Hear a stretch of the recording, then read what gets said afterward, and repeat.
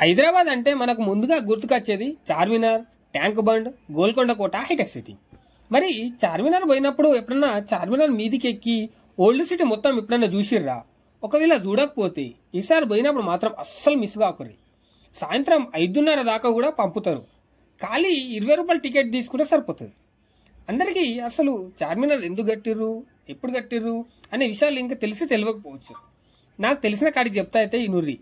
నేను 5వ తరగతి చదువుకునేటప్పుడు మా పుస్తకంలో చెప్పిన లెక్క ప్రకారం 1590 సంవత్సర కాలంలో నిజాం రాజ్యంలో సంభవించిన ప్లేగు వ్యాధి ఎంతో మంది ప్రాణాలను హరించింది. దీన్ని నిజాం పాలనలో ఒక చీకటి రాత్రిగా కూడా చెప్తారు.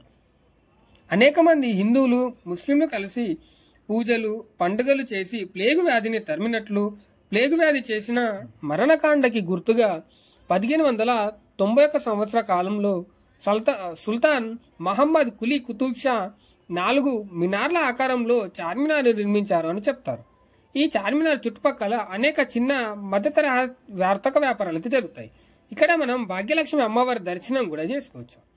వస్త్రాలు, ఆభరణాలు కొనుగోలుకు చార్మినార్ ఒక అడ్డాని మనం పక్కా చెప్పొచ్చు. కానీ ఒక విషయం చెప్తా ఇనూరి, గర్ల్ ఫ్రెండ్నో లేదా భార్యనో లేదా మా అమ్మనో తీసుకొని షాపింగ్ మాత్రం రాకుర్రి. పక్కా మీ జేబు ఖాళీ చేసుకొని దొరకపోతారు. నేను నా దోస్తు ఖాళీ తిరుగుదాం చూద్దామని వచ్చి 1500 ఖర్చు చేసుకొని పోయినాం. ఇక్కడ ఆడవాళ్ళకి కావాల్సిన అన్ని సామాన్ దొరుకుతుంది. గాజులు, బ్యాగులు, ఎవ్రీథింగ్ దొరుకుతాయి. రాత్రి లైట్ల మధ్యలో జిగేలు అనే ఈ ప్రదేశం అంటే హైదరాబాదులకు మస్తు ఇష్టం. ఇక్కడ బిర్యానీ కూడా మస్తు ఫేమస్. ఇక్కడ ఇరానీ ఛాయ్లు అద్దుకొని తినడానికి బన్ను మస్కా కూడా దొరుకుతుంది.